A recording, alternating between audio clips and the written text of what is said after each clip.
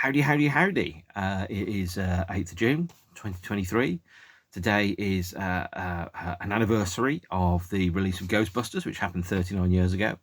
Although, since there are more than 365 cultural or major political events that have happened in world history, every day is by probability an anniversary of something. Like tomorrow is the anniversary of the foundation of the United Council of Archives, which was an initiative set up by UNESCO. I know, how utterly boring is that? Well, today is going to get even more boring because today I'm going to be talking about Underworld, their most recent major releases. Primarily the 2018 EP Teatime Dub Encounters, which was a collaboration with Iggy Pop, and 2018 and 2019's rather more exhaustive Drift Series 1 box set. This is an absolutely monstrous period for the band, extremely prolific. An awful lot of material came out in that time. We'll start with Teatime Dub Encounters, which was released online in April 2018. And the first time anybody knew that it was coming out was when the band were playing Belfast for the BBC, broadcast on BBC TV and radio. Their first Belfast gig ever, and they played a new track, which I think was called Bells and Circles. And it had two vocalists. One was Iggy Pop doing a spoken word piece about his life as was, and then the other one was Carl Hyde adding his vocals to it. And I think following on from the Barbara We Face a Shining Future period, the band had to rethink how they worked. So they did some collaborative activity, very similar to some of their other ones, and they started a slightly different way of working. They did recorded four songs with Iggy. They're going to release on Teatime Dub Encounters that came in a 12-inch and CD format. And well, is this any good? Yeah, it is actually. It's really interesting. Nobody was expecting it to come out. It's a short, sharp, fairly snappy EP of four songs being Bells and Circles, Trapped, I'll See Big, and Get Your Shirt. And this version is the clear vinyl edition that you could order from the band's website, and comes obviously in an inner sleeve with tomato art. It's not essential, but it's really, really interesting to hear Underworld working with somebody who clearly has a significant role and importance to them, and what they're doing with that. It reminds me actually, and this is perhaps unexpected, of the stuff that Utah Saints did with Michael Stipe in the year 2000, where they effectively had conversations and they recorded those, and then they used that as the basis for spoken word instrumental material on their album. Teatime Dub Encounters, I really enjoy it. I really like it. It gets forgotten. It gets lost in the shuffle because there's so much stuff which came out around about this point. And certainly 22 years after Born Slippy, most people were not given the slightest bit of thought to. Well, obviously, Underworld are going to do a collaboration EP with Iggy Pop. It was just completely unexpected and out of nowhere. But very good. I like it very much. It's got some strange lyrics though. You can clearly see that, you know, the life that Iggy's living and the way that he sees the world is very different to lots of other people. There's a bit where he talks about smoking on airplanes and chatting up waitresses and taking cocaine and trying to get air hostesses' numbers and those type of things, and then seeing if you perhaps take them to bed. Certainly four things that have never happened to me. Firstly, I've never been Iggy Pop. Secondly, I've never chatted up a waitress. Thirdly, I've never done cocaine. Fourthly, I've never managed to successfully bed an air hostess by giving her number, or giving her my number whilst being Iggy Pop, high as a kite, flying in the skies. It's an interesting EP, I'll put it that way. But it does, I think, as Netflix now put as a warning on some of their shows, reflect the cultural attitudes of the time. It was then completely unexpected. Following on from that was the announcement in April 2018 of a new track called Brilliant, Yes That Would Be, that was published on the band's YouTube. Brilliant, Yes That Would Be was a completely out of nowhere 4-minute ambient beatless epic instrumental that had an accompanying film taken from drone footage flying over glaciers in, I think, Iceland. And just looking at that and watching that, and I was like, this is beautiful, and totally unexpected. And then lo and behold, some other stuff came out from there. June 2018 saw the release of a track called Apple Shine on the band's YouTube as well. And I was kind of like, oh, they're clearly, recording new stuff. There's new things that are happening. And it all kicked off with the announcement of a series that is called Drift. And Drift was a kind of like a massive change in the way in which things were released and issued. So, I mean, previously what you would have had in terms of how records are is that you record all the songs, you then pick out the best songs, you put them on an LP, you announce the LP comes out 6 months later. And then there's a whole bunch of touring that's lined up with it. There's a whole bunch of extra stuff that happens. It's a very definite write, record, release, tour kind of schedule. That's how it's designed, and the manufacturing times that you've got for vinyl mean that you pretty much have to finish your song 9 months before the album or before the vinyl was pressed anyway. So you might as well just have to live with that inherent delay. Now, in the 80s, the gap between finishing a final mix and the release of the record in the shops was sometimes as short as 7 weeks. I think the gap between the last day of recording on The Queen Is Dead by the Smiths and the time when it was ready to be released was 2 months, although record company shenanigans got in the way there. Instead, what we had with Drift was something very different, far more immediate, far more instinctual, far less thought out.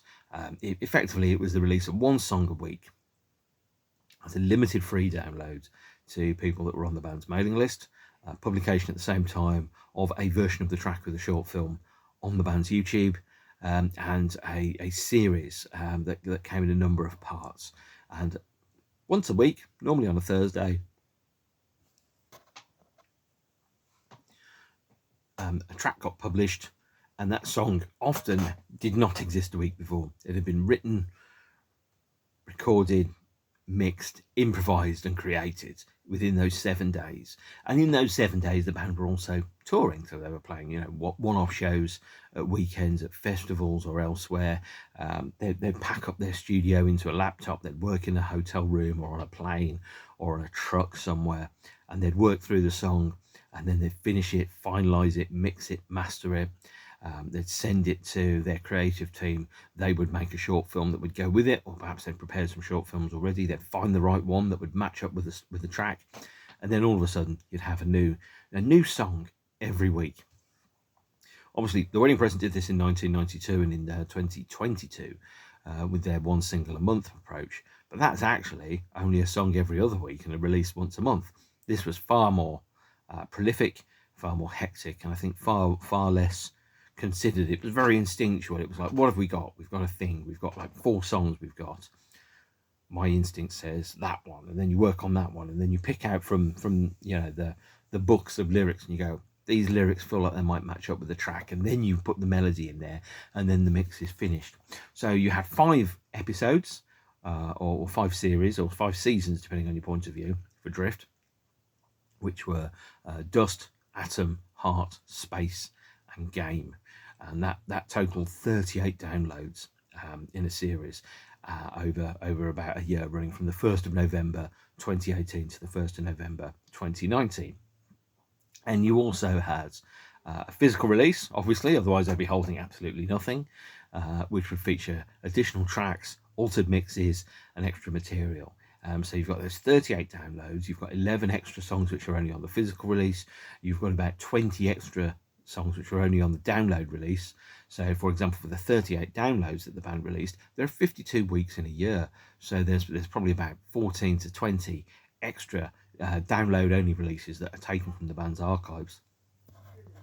And those releases from the band's archives kind of were an attempt at both clearing the decks, but also an attempt at a kind of like a giving attention to things which previously perhaps might have just passed the fan base by. So we go track by track, week through week, through the whole thing. And I'm going to have to go pretty quickly because overall we've got something like 60 individual songs to talk about. And of course, once a week. By the way, so Drift got a release in a physical form here as a 7 audio disc plus Blu Ray box set, and it also got a release as a shorter sampler edition which contained different tracks and mixes. The sampler edition was released on vinyl, and this is the only, if you want to get the Drift on vinyl, this is the only version to get. So I've got the black vinyl and I've got the yellow vinyl, and the reason I've got both is because somebody picked the wrong one up off the shelf when they sent it to me, and so therefore when they sent me it, I said, you sent me the black vinyl. Well, it's not worth it, so send you back. There's the yellow vinyl version, which was the initial first run of, I think, 1,000, which you could get from the band's website.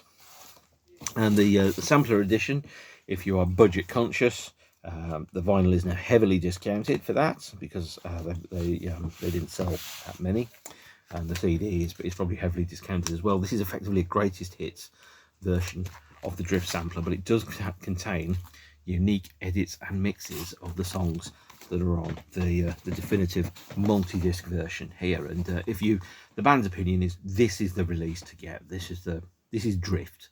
This is not a sampler edition. This is the release as it is meant to be.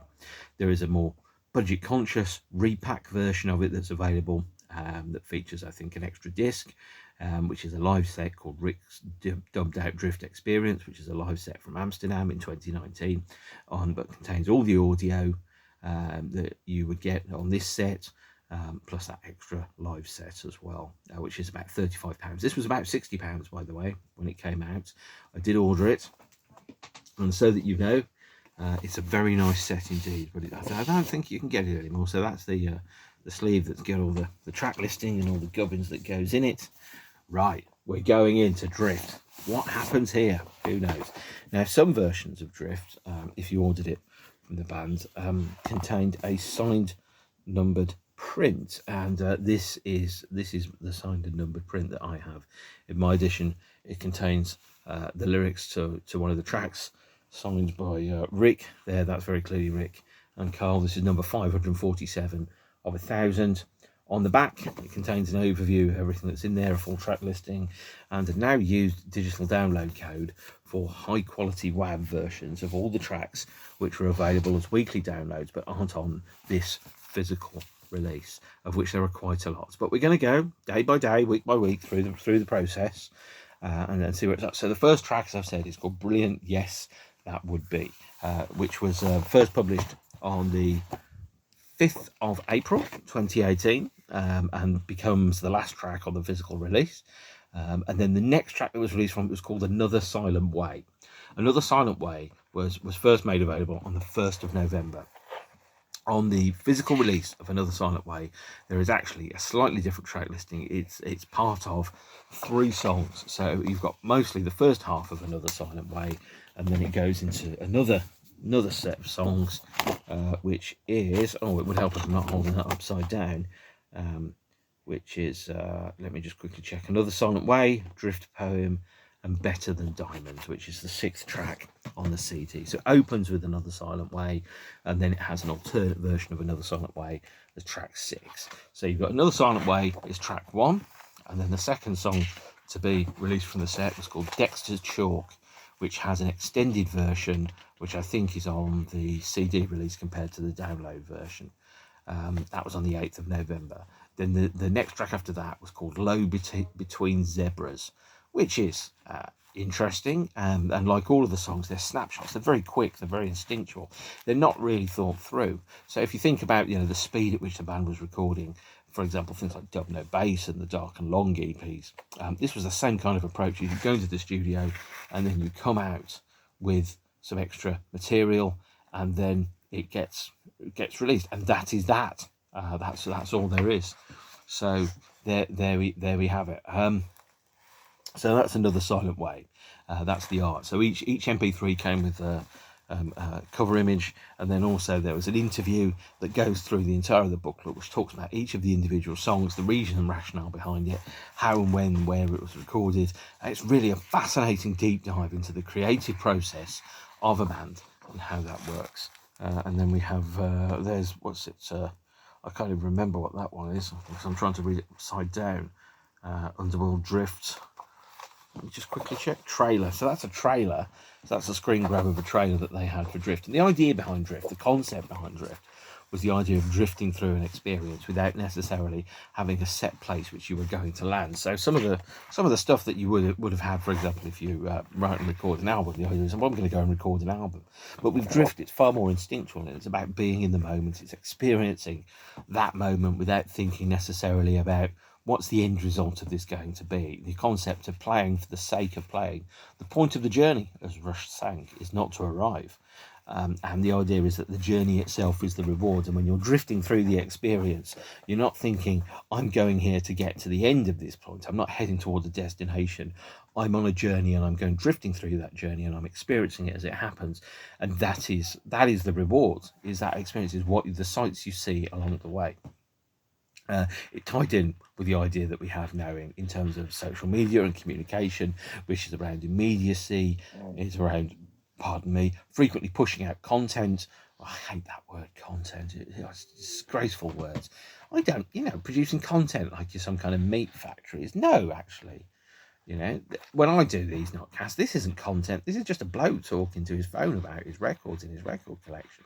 And, maybe some people do eventually, maybe possibly watch it. I'm not pushing out content. I'm not a content provider. I'm not like a Mars bar factory or something. I'm just a bloke. And so, the whole idea of drift is you just do stuff, and you create stuff, and you live in the moment, and then that moment is gone and it is past, and the only thing that exists is the recording and the mix and the download. And you can come back to that later on, and it'll have a different meaning at that point.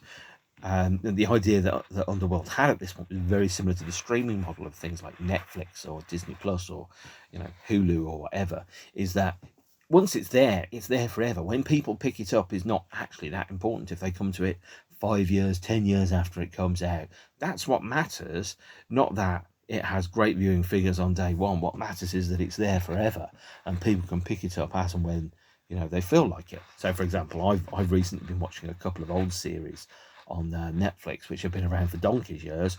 Everyone else is like, finish them, complete them, and like, yeah, it's brilliant, fantastic, amazing, super smashing, sorted. But I'm just like, well, I'll just get to it when I get to it.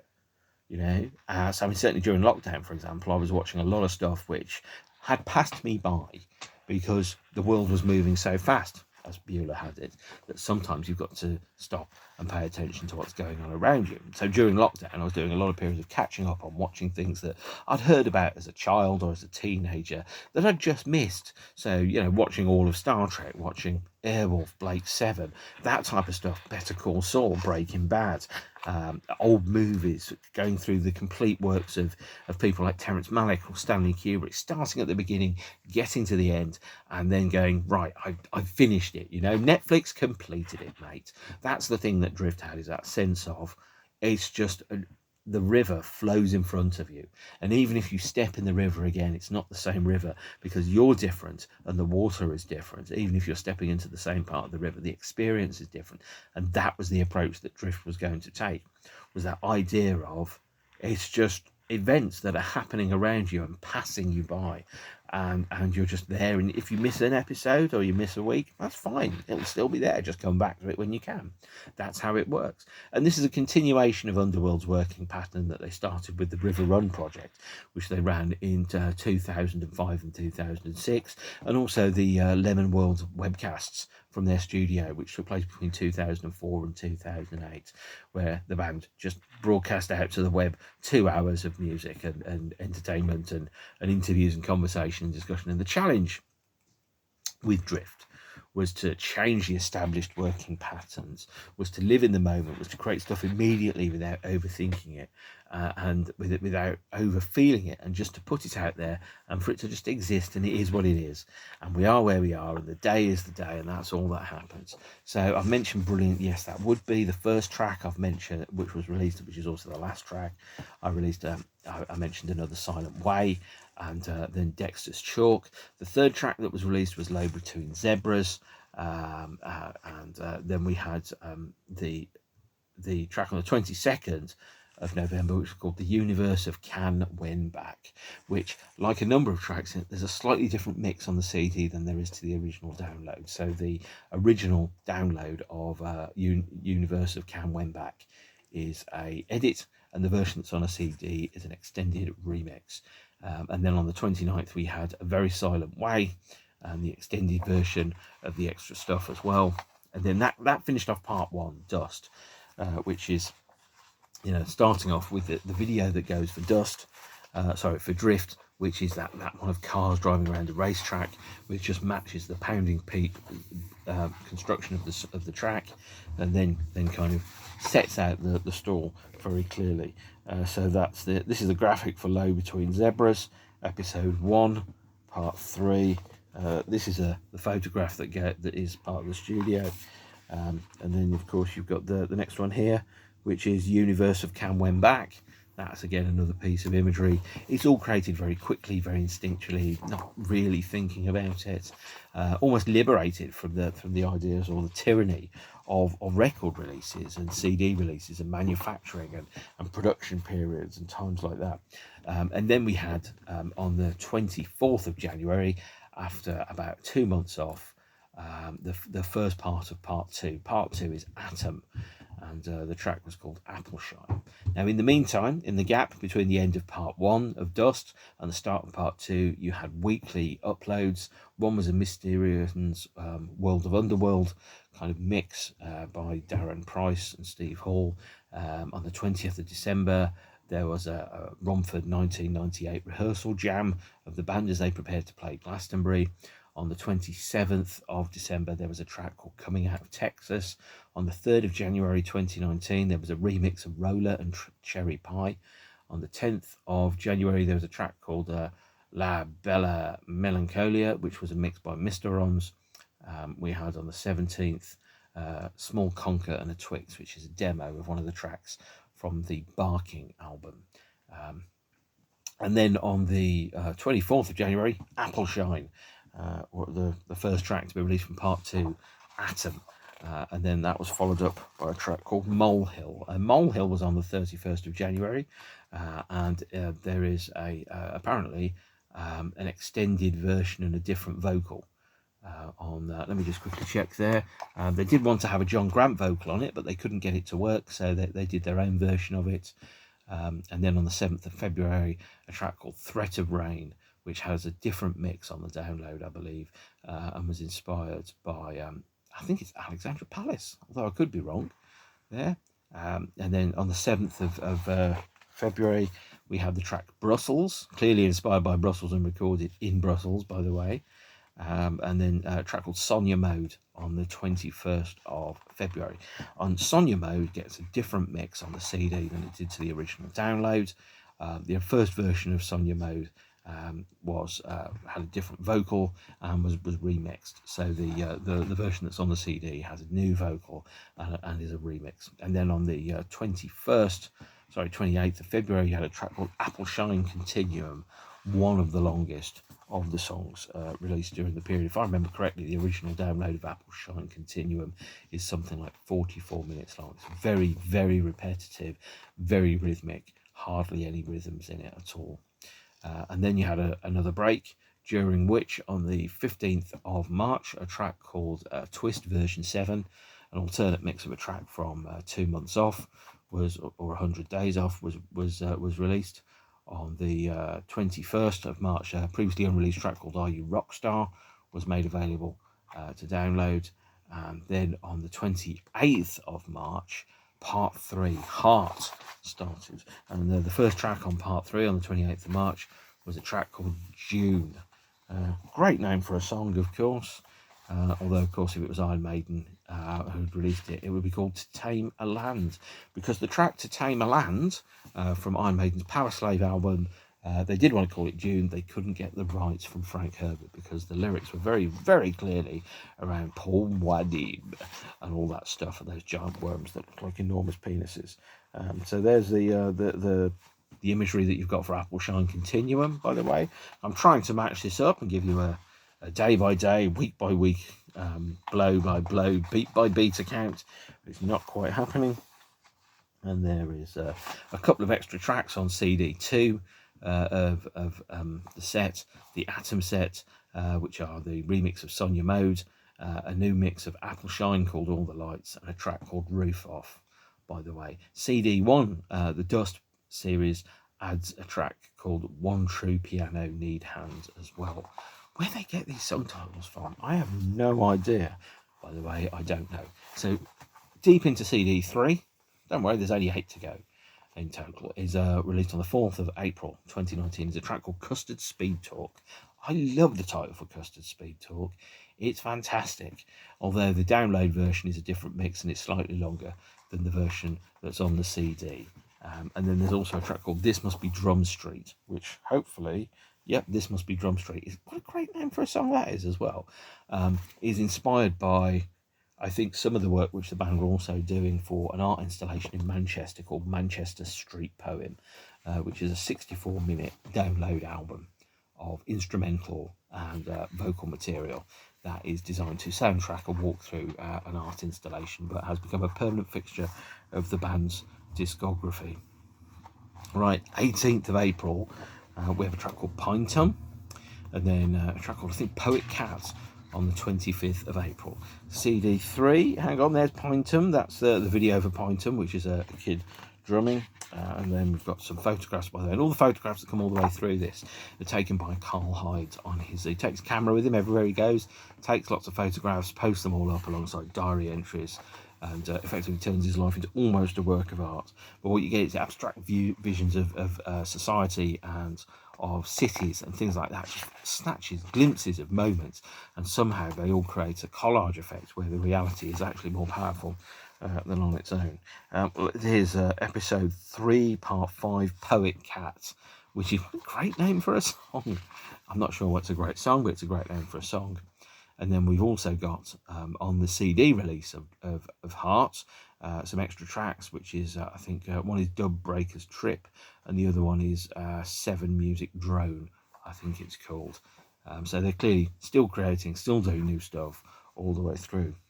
That brings you up to, oh, I need to take a breath, 25th of April. And then there was some more downloads which happened. So 9th of May saw the download of a track called Air Towel 2000, which was in the studio recording stroke jam of the track Air Towel in the year 2000. 16th of May saw Pearl's Girl 080624, presumably recorded in rehearsals on the 24th of June 2008. And the remix of Sonia Mode was added on the 21st of May, which then brings you up to part 4, Space. Don't worry, there's loads of tracks going on in this. So much music was released. I think about 9 hours of music in the course of a year. It's glorious, even through all the way through. It's kind of like they knew that lockdown was coming, and that we needed to. We were going to have a lot of time at home listening to music, and they kind of went, well, you can have everything now, so that you can listen to it when you can't ever leave the house. Prescient, maybe, probably not. Gluttonous, absolutely. I completely love the fact that there's so much material to get my teeth into. And so number 4 had its release with the release of, on the 23rd of May, a track called Listen to Their No, followed up on the 30th of May by Schiphol Test. Schiphol, by the way, is the name of the airport in Amsterdam, and Schiphol Test was put together very, very quickly whilst there was a delayed flight using a laptop in an airline waiting lounge, and then polished off upon landing. A very, very interesting way of approaching it. So rather than just staring or tweeting or doing nothing in particular, you create a song, and then all of a sudden the song's released like 24 hours later. On the 6th of June, a track called 100-Weight Hammer was released, and then that was followed up on the 13th of June by Doris. And 100-Weight Hammer, by the way, has a wonderful video of people dancing whilst wearing bizarre and unusual outfits. And then there's the artwork for Doris, which is presumably a shot of the field near the pig shed, which is the studio where Underworld record, somewhere in the Essex countryside. Then on the 20th of June, saw the release of Altitude Dub. On the 27th of June was the track widely regarded as probably the best one from the period, Border County, or Border Country. And Border Country was, I think it's a classic, complete classic, played live. And I think they played it live when I saw them in March at the Royal Albert Hall. But absolutely great, and it's the song that also had its own separate standalone remix release in November 2019. That takes you up to the 27th of June. If you're tired, just imagine how tired the band are putting out a new song every week. Because not only on the 27th of June did they stick out Border Country, but also then on the 11th of June they released the 230605 Jam, which is them performing in a warehouse in Leipzig, preparing for a tour. Oh no, it's not Leipzig, it's just somewhere in the pig shed. Following it up on the 18th of June with a track called ATLOA0308, which is presumably a jam session on the 8th of March 2008, and then with a Leipzig rehearsal from the 5th of July 2015 on the 25th of July. And then on the 1st of August they released a compilation mix with the Misterons called Chilling at the Shed, which was a remix of some previously released material. And then they went straight back into, and this is where we are now, 8th of August, part 5, which is called Game, a track called Tula Stars, and then on the 15th of August, a track called Mile Bush Pride, which, by the way, is edited on the CD. So Mile Bush Pride is about 3 minutes on the download. It's a minute and a half on the CD. And then 22nd of August was a track called Imagine a Box, which is a great name for a song. But the thing is, this stuff there's so much of it. It's difficult to grasp just the enormity of what's being released. As I said, it's very instinctual, it's very quick. It's like listen to it once, twice, go, yep, that's good enough, and then all of a sudden it's out.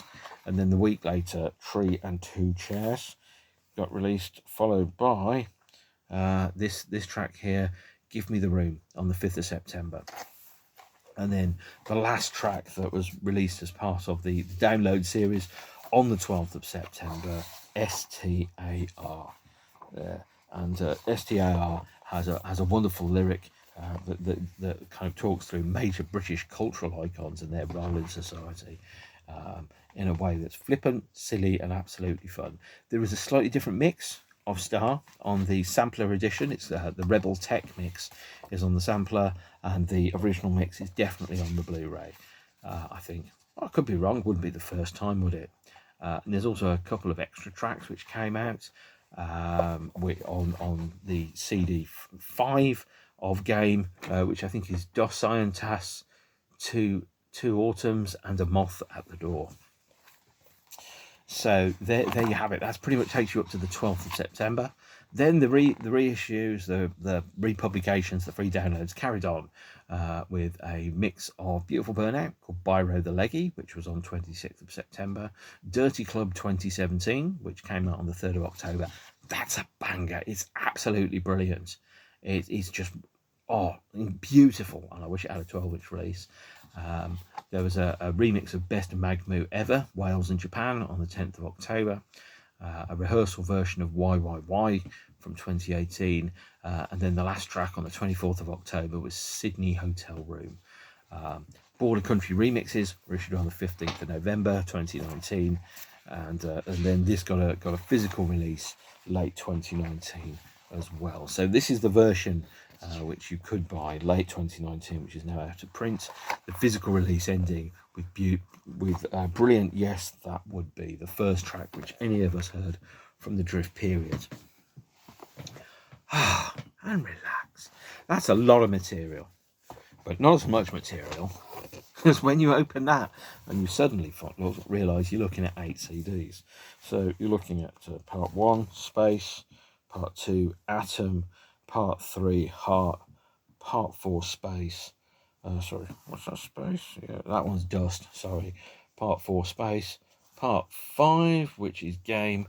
Part 6, which is The Next. And so The Next, by the way, is 3 tracks that the band recorded in collaboration with a band called The Next. Largely instrumental, very rhythmic, very drum influenced, recorded at Abbey Road with The Next in a collaborative fashion and then released in various edited forms. The longest one of those tracks is 44 minutes on the Blu-ray here, but it's only 34 minutes on the CD. You wouldn't know the difference. You wouldn't know that somebody had taken 10 minutes out of it. And then the sampler edition gets a CD inclusion on the box set as well. So the sampler edition contains different mixes of some of the tracks as well. So 7-inch edits, although there's not really 7 inches, vocal edits, alternate versions.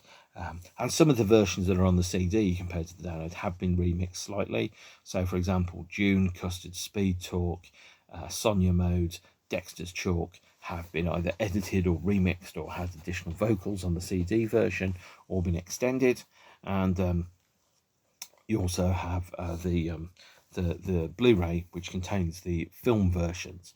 And the film versions, called film edits, were the versions that were uploaded to YouTube and are effectively the original mixes of every track. So not only do you get, you know, six CDs of new audio material, you get a 7th CD of remixes, edits, and basically pop versions, and you get a Blu-ray of all the original mixes as well. It's an enormous, intimidating amount of material.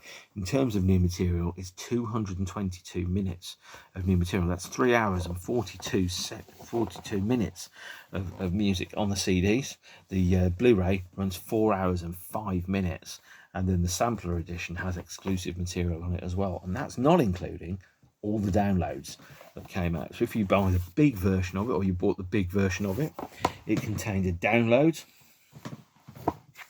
of WAV quality material of the digital download material, which comes to something like an extra 30 or 40 songs. It brings the total size of the material that's available through the Drift series to something like 12 hours. It's intimidating and huge, and it's wonderful.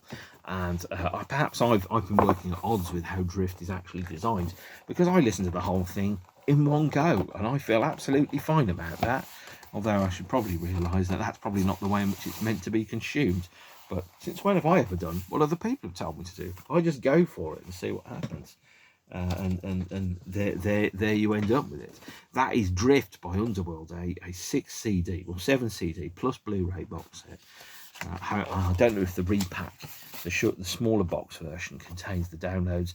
I really hope it does, because it's just an enormous, massive value for money set that is really, it's a little bit scary, and you probably shouldn't watch or listen to it all in one go, which is possibly where I've been going wrong throughout all of my life. But I really rate it, and it's you know, wonderful to have an experience where a band releases so much material, puts it out in one go, and you don't get a choice about it. It's just that's all there is to it, and that's how it works, and you just have to experience it as it is. So the Blu-ray, I'll just quickly go through. CD1 Dust is 7 tracks long, and that includes, as I said, one true piano need hand, which wasn't on the downloads. Atom features Apple Shine, All the Lights, and Roof Off as well. Heart features Do Breakers Trip and 7 Music Drone on there as well. CD4 Space features an extra track called Big Bear, which isn't on the downloads. Game adds 2 Arrows, Dos Scientos, and a Moth at the Door. And then the sampler edition contains remixes of the tracks. So, for example, the sampler edition also features the Rebel Tech version of Star, and I think it features a slightly different version and slightly different edits of some of the other tracks on there. And then the Drift Blu-ray contains 30 tracks, so not everything that's available or is available as a film, but most of it. And as I said, that runs to 4 hours 5 minutes and features lots of extended and alternate mixes. The download-only mix of Sonia Mode is not available physically, so you have to keep that. And then obviously the big box set features the downloads of the extra material as well, which is about 30 extra pieces of music, including various remixes, alternate versions, and jam sessions. And the repack box set that sells for £35 has an extra CD, which is the Live in Amsterdam instrumental dub session by Rick, which was then made available as a download to people that had bought this. It's exhausting just thinking about how much material came out. It still feels to me, even though I've been listening to it very frequently over the past 3.5 years, that I'm still only just scratching the surface of the depths and the layers and the intricacy of this project. It's an enormous set, and I absolutely rate it incredibly highly. I had the good luck to see the band twice during this period. I saw them at the Village Underground on a Sunday night.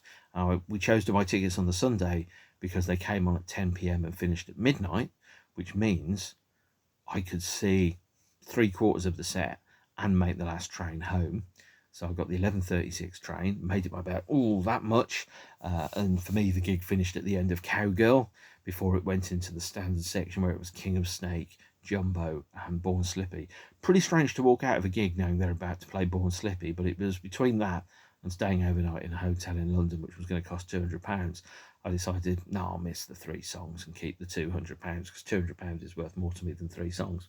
And then I saw the band started touring in late 2019 after this was released, and they started doing a Drift tour where they played a combination of greatest hit sets and material from Drift. I saw them at Wembley Arena on the 7th of December 2019, and I ain't gonna lie, it was an incredible show. Their live shows are brilliant, phenomenal, one of the best live bands I've ever seen, and I've seen over 1,000 bands during the course of my life. And the show at Wembley was just, it was like riding a surfboard at the peak of a wave for 2 hours. There was this sense of euphoria in the crowd, which was something that I have never really, I don't really tend to experience at other bands. Other bands don't have that feeling for me. You know, if there's the most euphoric band I've ever seen is Underworld. And the way that the music is designed is to kind of release joy and excitement and that moment of being in that moment and fully grasping and understanding just how important it is to be alive in that moment, which is the entire ethos of the Drift release. And what I didn't know was that was going to be the last Underworld gig for 2.5 years. That was going to be the last Underworld gig before COVID happened, because they were due to go to I think Belgium in March, late March 2020, and everything got cancelled about 4 days before it was going to happen. And suddenly, of course, we went into the COVID lockdown, and amongst many other things that happened during that, I started doing these series of YouTube videos. But there was that sense of that show, which was that the future was a promise. It wasn't a threat. It was going to be glorious. And the fact that I got to see the last Underworld show before COVID, that I saw the last Twilight Sad show before COVID, I saw the last Suede show, but one before COVID as well. I just got this. I saw the last U2 show in Europe in 2018. They still haven't played Europe since. That sense that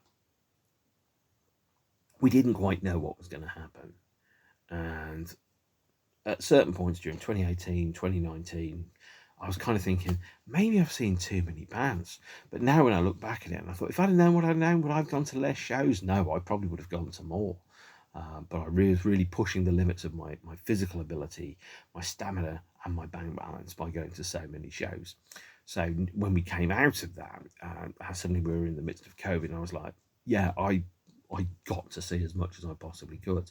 You know, there's a reason why I moved down to London. It wasn't just bands, but it was music, and it was opportunities, and you know, the possibility that I might meet somebody and grow old with them. Although, don't tell anybody I think I'm old now. That type of thing, and that sense of, well, I could go and see bands that don't play Birmingham or Coventry or Wolverhampton. I could go and see all the bands that I liked, and not just the ones that deigned to go out and grace the lowly suburbs and the outlands with their presence for money. I saw that last Underworld show before COVID, and I was just came out of that, and I'm like, that was incredible. That was euphoric. That was wonderful. And certainly during COVID, there were times when I was like, I don't know if I'm ever going to see a band ever again. And then, of course, I got to see Underworld again at the Royal Albert Hall on the 20th of March, which seems like much less than 2 months ago now, actually, when you think about it. But, you know, there you are. And so, therefore, during the whole of lockdown, I had these 2 Drift releases that I was going to be listening to and exploring and understanding and kind of making friends with and being very aware that the things that had happened were very glass half full and not glass half empty, which really, really matters. What we also had during lockdown was a series of other kind of Underworld releases that came out in a thing called limited drops. And they released a 12-inch, and you could order it for a few weeks and then it would disappear, presumably when it would run out. So they did a 12-inch of some remixes of King of Snakes and promo 12-inches, which I'd already got, so I didn't need to buy those. This is a new pressing. This is a previously unreleased version of Cowgirl backed with the best Underworld live track ever recorded. Rez and Cowgirl live at the Reading Festival in August 1996. This is one of the best pieces of music I've ever heard, by the way. There was also the 12-inch, which was called Drift to Dark Train. It was a studio re-recording and rethinking of the live arrangement of Dark Train, which they play at most of their shows these days. And the original remix of Dark Train is on a 12-inch, but has never actually been on an Underworld album until the reissues. So they decided to do a studio version of that. They also did a version of 2 Months Off, limited edition 2021. This featured live at Glastonbury version of 2 Months Off from 2016 and a studio demo of 2 Months Off. They also released the limited drop version of Caliban's Dream and I Will Kiss from the 2012 Olympic opening ceremony there on a 12-inch. So that's the first vinyl release of those two tracks in a slightly different mix. And then following it up with a studio re-recording of Juanita. They'd changed the arrangements during the various performances of it over the 26 years since it had been released. And this is a new studio recording of it for the limited 12-inch. Finally, the last release from this period, the limited drop, and the most recent one, is a new track which they played live at the Royal Albert Hall, and it was called And the Colour Red. It's a single-sided, limited edition to 1000 12-inch, featuring an extended club mix of this track called And the Colour Red, which they have played live. Verdict is, it's a banger, to put it technically. Most Underworld songs are bangers, and this is just a glorious and promising slice of what's coming up next. And what is coming up next is, well, when I saw them at the Royal Albert Hall in March, it was their second gig of the year. They played Bristol the night before, I think.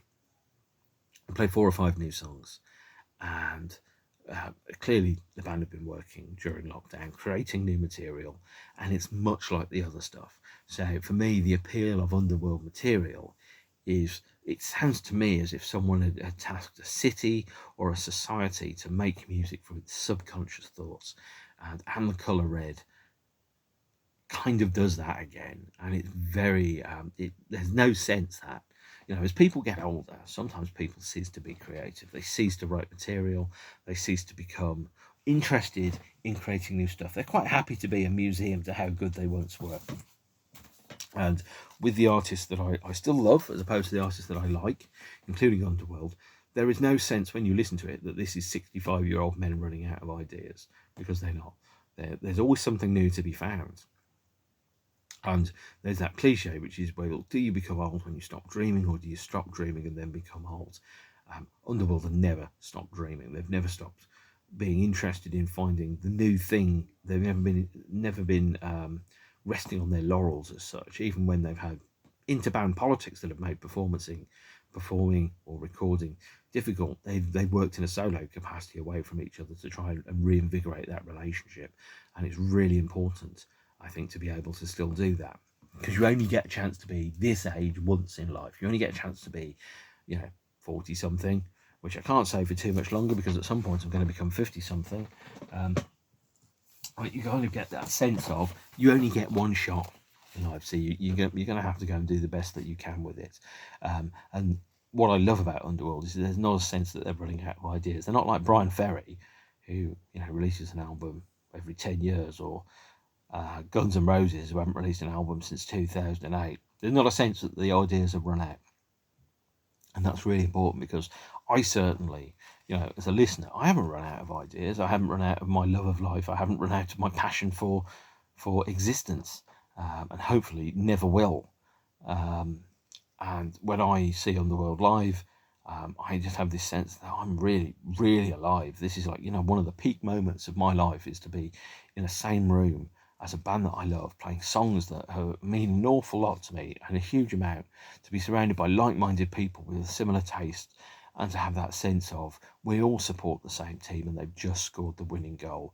And then the chords of Born Slippy come in, and we remember that it was all a very long time ago, and our backs hurt now, and we'd quite like to have a sit down. Yes, brilliant. that would be. So that's where I'm going to wrap up. 50 minutes talking about 9-12 hours of music and material. It's a wonderful experience to be an Underworld fan during this period, every week to get a new Underworld song. And I must admit, if I went on holiday or if I was on tour, I'd miss them for a few weeks. I go, oh yeah, I need to go and pack that up and I need to go and get that before it disappears. So much material during this period. We are literally sport for choice. And if you're an Underworld fan and you don't know this material, oh, you've got such glorious things to discover. I'm jealous of you. The first time that I heard something like Border Country or Listen to Their No or Another Silent Way, and I was like, how good is that? And that is what the great thing is, that when you listen to music, it's a portal. It's time travel. It takes you back or takes you forwards to a version of now that is better than the version of now than perhaps you were living in before you heard that song. It's a wonderful experience. Music is one of the things that keeps me young, and it makes sure that I understand the chronology and the history of my life, and also the sense of wonder that I have. Every day is yours to win, as REM sang, and every time I listen to a new song, I have a wonderful sense of optimism. This could be the best song I ever hear. Almost inevitably it isn't, because I've heard something like 1 million songs during the course of my life, and some of them most definitely are the worst songs I have ever heard, particularly The Sound of the Atom Splitting by Pet Shop Boys, the B-side of Left to My Own Devices, which is, and let's be unambiguous about it, utter garbage. But there is also that sense that if you play the A-side, that could be your new favourite song. And your new favourite band, and you always have to be open to those experiences, because you never know when you're going to bump into something amazing and life-changing. And yeah, I'm going to wrap up there. Thanks for making it to the end of this. If you watched all of it, brilliant. If you didn't, you've missed the fact I'm just going to call the people that don't watch to the end a massive poo head. So there you go. And if you have made it this far, then of course you're not a massive poo head. So brilliant, well done. And go and have yourself a nice cup of tea or a hot chocolate and cocoa as a reward, because I'm very British now. We're very old. Our backs hurt. And to quote Leonard Cohen, we ache in places where we used to pay. So, in the words of the late, great Jerry Springer, take care of yourselves and each other. And in the Manics, stay beautiful. And I hopefully will see you all soon. As the Ramones would say, adios, amigos. Bye.